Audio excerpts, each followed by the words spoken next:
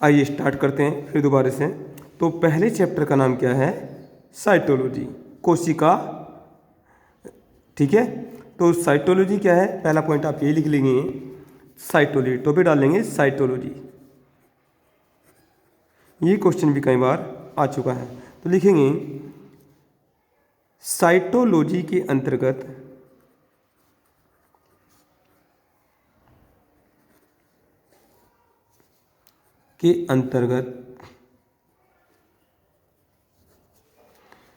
कोशिका का अध्ययन किया जाता है। कोशिका का अध्ययन किया जाता है।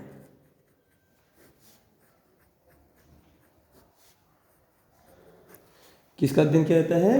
कोशिका का। ठीक है, अब टॉपिक डालेंगे कोशिका। सेकंड टॉपिक डालेंगे कोशिका। तो जैसा कि मैं बता चुका हूं, कोशिका क्या है? कोशिका किसी भी ह्यूमन की या किसी भी जंतु की सबसे सूक्ष्मतम क्या है? इकाई है। तो लिखेंगे कोशिका जीव की संरचनात्मक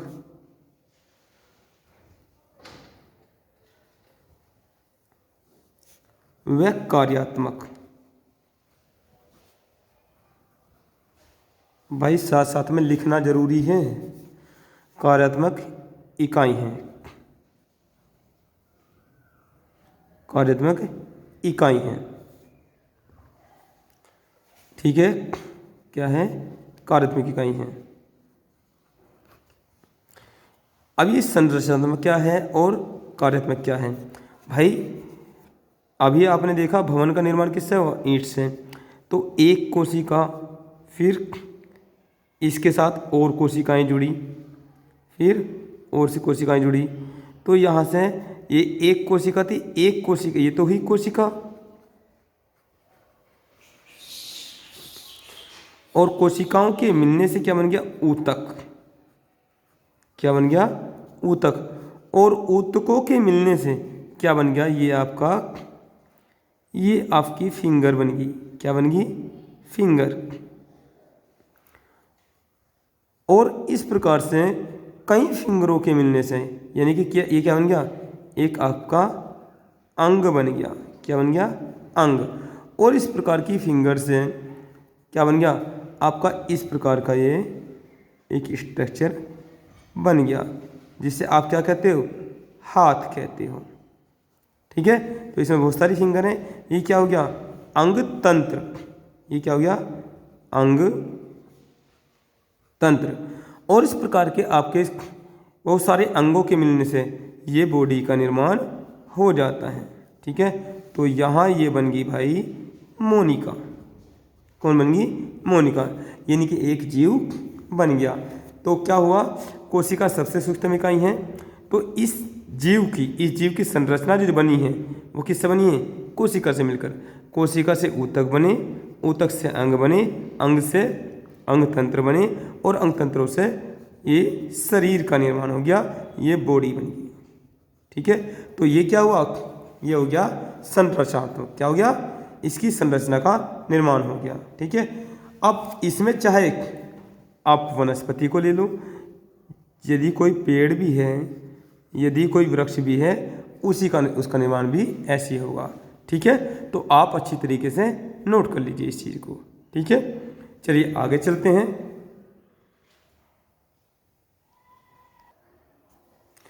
ठीक है, अब बात करते हैं हम कार्यात्मक की। कार्यात्मक, तो कोशिका किसी जीव की कार्यात्मक इकाई कैसे है? देखिए, ये जो कोशिका है, तो कोशिका को यदि हम जूम करें, तो कोशिका के अंदर एक अंग होता है। कौन सा?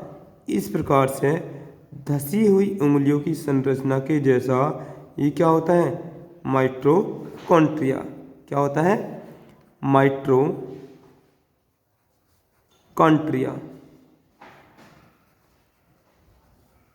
क्या होता है? माइटोकॉन्ड्रिया। तो माइटोकॉन्ड्रिया के अंदर क्या होता है, जो हम भोजन खाते हैं तो भोजन के अंदर क्या होता है, ये आता है ग्लूकोज और यहाँ वायुमंडल से इसके अंदर क्या रहती है, ऑक्सीजन आ जाती है, O2 ऑक्सीजन। तो माइटोकॉन्ड्रिया के अंदर मैं आगे चल के आपको पढ़ाऊंगा क्या होते हैं, F1 कण होते हैं। क्या होते हैं, F1 कण होते हैं। तो यहाँ पर क्या है, ऑक्सीजन के आने से ग्लूकोज का विखंडन होता है और एक ऊर्जा जनरेट होती है जिसे बोलते हैं ATP। क्या बोलते हैं, ATP। तो ATP का मतलब क्या होता है, ATP का मतलब होता है एडिनो, बाद में आपको पढ़ाऊंगा ट्राईफॉस्फेट, एडिनो ट्राईफॉस्फेट, ठीक है, एडिनो ट्राईफॉस्फेट। तो होता क्या है कि जैसे कोशिका के अंदर क्या है, कोशिका के अंदर क्या हो रहा है, ऊर्जा का निर्माण हो रहा है, ठीक है, किसका, ऊर्जा का। भाई आप शाम को भोजन करते हो, हाँ, तो भोजन में जो आपको एनर्जी देता है, तो एनर्जी देने का कार्य कौन करता है, मैं आपको बाद में पढ़ाऊंगा, ग्लूकोज। तो यहाँ पर प्रत्येक कोशिका के अंदर जो ऊर्जा बनती है उसको क्या बोलते हैं, ATP। और वो ऊर्जा कहाँ जाएगी, अभी आपने पिछले चैप्टर में पढ़ा, तो जो ये माइटोकॉन्ड्रिया हो गया, माइटोकॉन्ड्रिया यानी कि इससे कहाँ, सेल में चली जाएगी और सेल से कहाँ पर चली जाएगी, ये ऊतक में चली जाएगी और ऊतक से कहाँ पर चली जाएगी, अंग में चली जाएगी और अंग से कहाँ चली जाएगी, अंग तंत्रों में चली जाएगी, अंग तंत्र में चली जाएगी और फिर क्या है, पूरी बॉडी में ऊर्जा का संचार हो जाएगा। यानी कि हम जो भी कर रहे हैं, मैं ये अपने हाथ से जो लिख रहा हूँ, तो इस हाथ में, ये हाथ किस चीज़ से मिलकर बना है, ये कोशिकाओं से मिलकर बना है, ठीक है। और कोशिकाओं से क्या हो रहा है, ये जो ये इतना दिखाई दे रहा है, गट्ठर सा दिखाई दे रहा है, ये क्या है, ये ऊतक है, और ये क्या है, ये अंग है, और ये क्या है, ये अंग तंत्र है, और पूरा शरीर का मेरा निर्माण हो गया है, वो क्या है, वो बॉडी है, ठीक है। तो ये क्या होगी, बॉडी होगी। तो यहाँ से इस प्रकार से जीव की हमने अभी क्या पढ़ी, केवल कोशिका की डेफिनेशन पढ़ी कि कोशिका होती क्या है। तो हमने पढ़ा कोशिका किसी भी जीव की कार्यात्मक और संरचनात्मक क्या है, इकाइयाँ, यानी कि उसका जो स्ट्रक्चर बन रहा है, उसकी जो संरचना बन रही है, वो किससे मिलकर बन रही है, कोशिका से। तो आपको अच्छी तरह समझ में आई ये बात, अच्छी तरीके से आप नोट भी कर लीजिए, ठीक है। अगला टॉपिक डाल लीजिए, डेफिनेशन आपकी क्लियर होगी। अब डाल लीजिए कोशिका का इतिहास। कोशिका, भाई साथ साथ में नोट्स बनाते हो चलो। कोशिका का इतिहास, कोशिका का इतिहास, ठीक है। तो देखिए कोशिका को, अब यदि सपोज करो ये जो मेरी उंगली में दर्द हो रहा है, ठीक है, तो यदि दर्द कहाँ हो रहा है, ऊतक में हो रहा है, और ऊतक किससे बन रहे हैं, सेल से मिलकर बन रहे हैं। तो यदि एक सेल के बारे में पता चल जाए तो इसका दर्द का निवारण आराम से हो सकता है, ठीक है।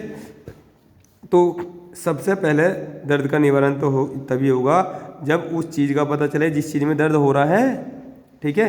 तो कोशिका को सबसे पहले जो खोजा था, कोशिका को सबसे पहले खोजने वाले वैज्ञानिक कौन थे, वो थे रॉबर्ट हुक। कौन थे, रॉबर्ट हुक। तो रॉबर्ट हुक ने क्या काम करा, रॉबर्ट हुक ने 1665 की बात है, कब, 1665 की बात है। तो 1665 में ये रॉबर्ट हुक जी हैं, ठीक है, ये रॉबर्ट हुक जी हैं। तो रॉबर्ट हुक जी ने 1665 में मधुमक्खी के छत्तों की भांति बताया कि कोशिका कैसी रहती है, मधुमक्खी के छत्तों की भांति रहती है, ठीक है। तो इन्होंने क्या किया था, जो बोतल के ऊपर, बोतल होती है ना, और बोतल के ऊपर जो कार्क लगा होता है, कार्क अपने लेबोरेटरी में या कहीं देखा होगा, इस प्रकार से बोतल के ऊपर जो डाट होती है, तो ये क्या है, ये बोतल है। तो बोतल के ऊपर जो कार्क लगा होता है, इन्होंने सूक्ष्मदर्शी की सहायता से बारीक काट लिया, ठीक है, और काट के फैला कर देखा, तो क्या देखा, कोशिका यानी कि कोशिका की जो संरचना है, यानी कि कार्क का जो स्ट्रक्चर है वो कैसा बना हुआ है, वो मधुमक्खी के छत्ते की भांति बना हुआ है। तो बात कब की है, 1665 की। लेकिन ध्यान दें आप, ठीक है, कोशिका को सबसे पहले किसने खोजा, रॉबर्ट हुक ने। लेकिन ये कोशिका कैसी है, निर्जीव कोशिका, निर्जीव कैसी है, निर्जीव कोशिका। अब जो मोनिका की कोशिका खोज की, चींटी की कोशिका खोज की, हाथी की कोशिका, पेड़ की कोशिका जिसमें जान है, तो वो किसने की? वो दूसरा व्यक्ति था और इसका नाम क्या है? इसका नाम है भाई ल्यूवेनहॉक। कौन है? ल्यूवेनहॉक। ठीक है। तो और 9 साल बाद की बात है, यानी कि 1674 की बात है। ठीक है। तो आप इसे अच्छी तरीके से अपने नोट्स में मेंशन कर लीजिए।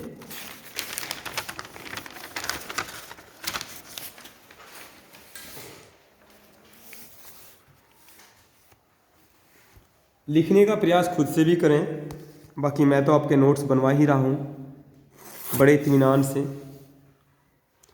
बिल्कुल कोचिंग की तरह। कोचिंग में बैठकर आप पढ़ रहे हैं, ये हमारा ऑनलाइन कोचिंग है। ठीक है। तो लिख लिए टॉपिक कोशिका का इतिहास। कोशिका का इतिहास। ठीक है। तो कोशिका के इतिहास में लिखेंगे कोशिका की खोज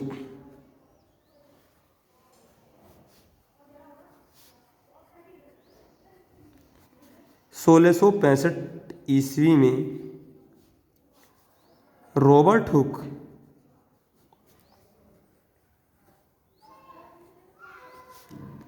ने की थी।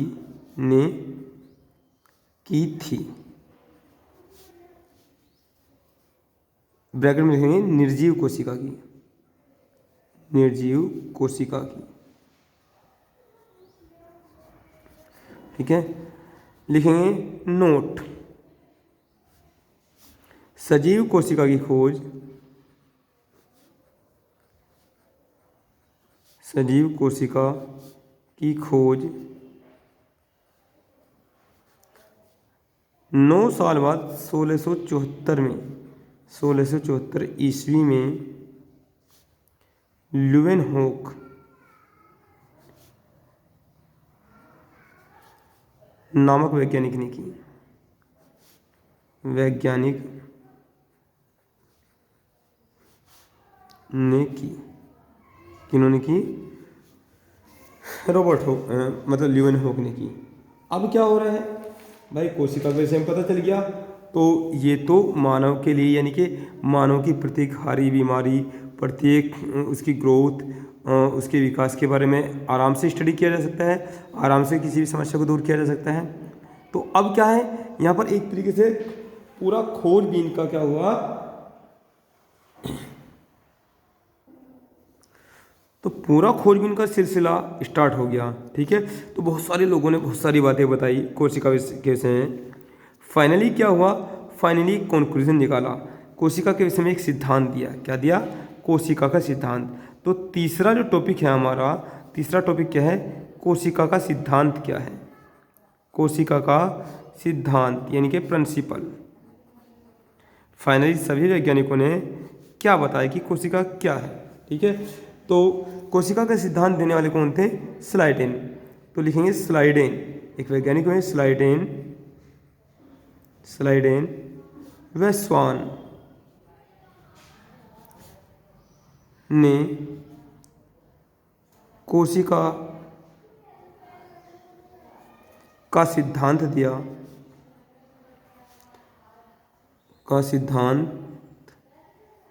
या सिद्धांत का प्रतिपादन किया। कई बार क्वेश्चन आ चुका है कि कोशिका का सिद्धांत देने वाले कौन थे, कोशिका के सिद्धांत का प्रतिपादन किसने किया, सिद्धांत दिया। तो क्या दे रहे हैं सिद्धांत में? ये कह रहे भाई चाहे ये जरा सी कोई चींटी है, ठीक है, ये जरा सी चींटी है नन्ही सी, कोई बड़ा सा हाथी है, ठीक है, बड़ा सा बरगद का वृक्ष है, प्रत्येक चीज़ किससे मिलकर बनी है? कोशिका से मिलकर बनी है। ठीक है। प्रत्येक चीज़ किससे मिलकर बनी है? कोशिका से मिलकर बनी है। तो पहली बात तो आप सिद्धांत में लिख लेंगे। पहली बात क्या है? प्रत्येक जीव कोशिका से मिलकर बना है। कोशिका से मिलकर बना है। उदाहरणार्थ लिख लेंगे चींटी, नन्ही चींटी हाथी, बरगद का वृक्ष या किसी भी प्रकार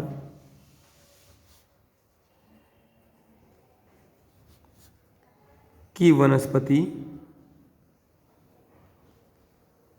या जीव, वनस्पति व जीव, इसमें हमने सभी को सम्मिलित कर लिया है। ठीक है। अब भाई इतने सारे जीव हैं, इतनी सारी वनस्पति है, तो ये कैसे ये लग लीजिए कुछ मक्खी मच्छर भी हैं, तो कैसे कैटेगराइज करोगे, कैसे उन्हें करोगे कि ये किस प्रकार का जीव है। तो अब इन्होंने दूसरी बात बताई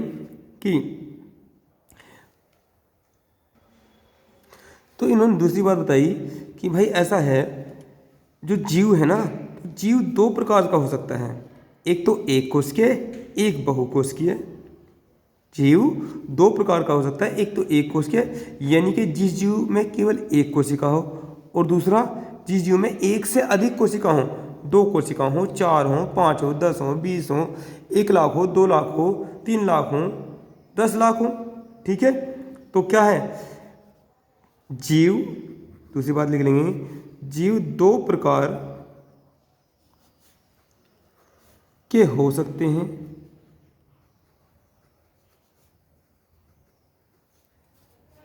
एक कोशिकीय, पहला एक कोशिकीय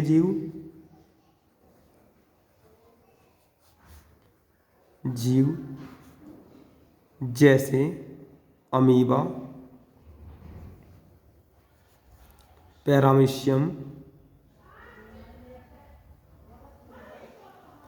बाद में हम इनको भी अच्छी तरीके से पढ़ेंगे, अमीबा क्या होता है, पैरामीशियम क्या होता है। दूसरा बहुकोशिकीय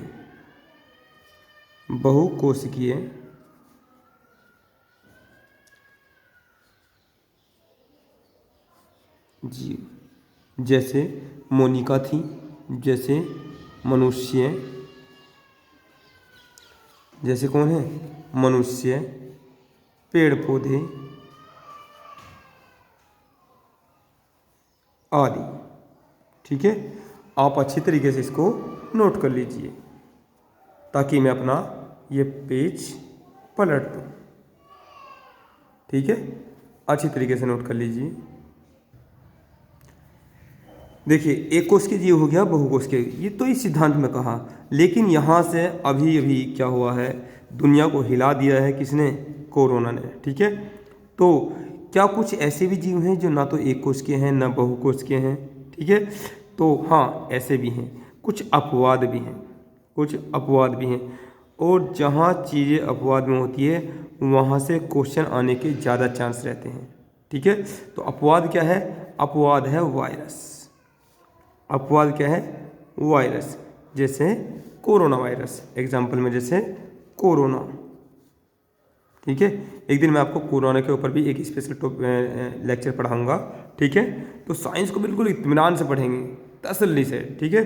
तो वायरस, अब ये क्या चीज़ होती है भाई, क्या है वायरस, क्या है कोरोना, तो जानेंगे। इसके से हम थोड़ी सी चर्चा आज करेंगे, बाकी विस्तार से चर्चा किसी और दिन करेंगे। अभी तो मैं आपको स्टार्टिंग करा रहा हूँ। ठीक है। तो यहाँ पर क्या होता है, देखिए वायरस क्या होता है, वायरस ना तो सजीव होता है ना निर्जीव होता है, ये सजीव और निर्जीव के बीच की कड़ी होता है। देखिए, जैसे सपोज करो यहाँ पर मान कर दे ये हमारा पैड है। ठीक है। और ये पैड क्या है, ये पैड कहीं पर रखा हुआ था, और यहाँ पर क्या है, इस पैड को हमने कहीं अलमीरा में रख दिया, और हम इसे कोचिंग सेंटर में लेके गए, और कोचिंग सेंटर में वहाँ पर क्या है, वहाँ पर कोरोना वायरस बैठा था, वहाँ से वो ऐसे रखा, हमने इसको ऐसे रख रखा था, और क्या हुआ, ये उस पर चिपक गया, और यहाँ से हमारा ये हाथ लग गया इस पर। यहाँ पर तो हाथ लगने के पश्चात ही क्या है, ये यहाँ पर भाई, ये यहाँ पर ये बैठ गया, ये क्या हुआ, बैठ गया। अब जैसे ही इसको क्या करेंगे, जैसे ही हम इसको अपने श्वसन मार्ग तक लेके आएंगे, श्वास मार्ग तक लेके आएंगे, तो श्वास के माध्यम से क्या करेगा, हमारे श्वास मार्ग को क्या कर देगा, इन्फेक्टेड कर देगा। क्या कर देगा, श्वास मार्ग को इन्फेक्टेड कर देगा और हमारी बॉडी के अंदर प्रवेश कर जाएगा। तो उस वक्त ही क्या होगा, उस वक्त ये सजीव से क्या कर लेगा, जो सजीव है, जो मोनिका है या कोई भी जो जीव है, उससे क्या कर लेगा, उससे ये अपना खाना पीना स्टार्ट कर देगा और अपनी जनसंख्या को बढ़ाना स्टार्ट कर देगा। तो फिलहाल तो आप ये जान लीजिए, देखिए यहाँ पर क्या है, अपवाद कौन सा है, वायरस है। तो नीचे लिख लेंगे, वायरस के विषय में थोड़ा सा लिख लेंगे हल्का सा। वायरस ना एक कोशिकीय होता है, ना एक कोशिकीय,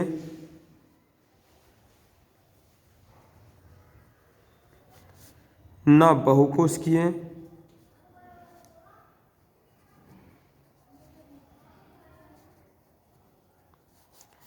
यह सजीव और निर्जीव, यह सजीव और निर्जीव, सजीव और निर्जीव के बीच की कड़ी होता है।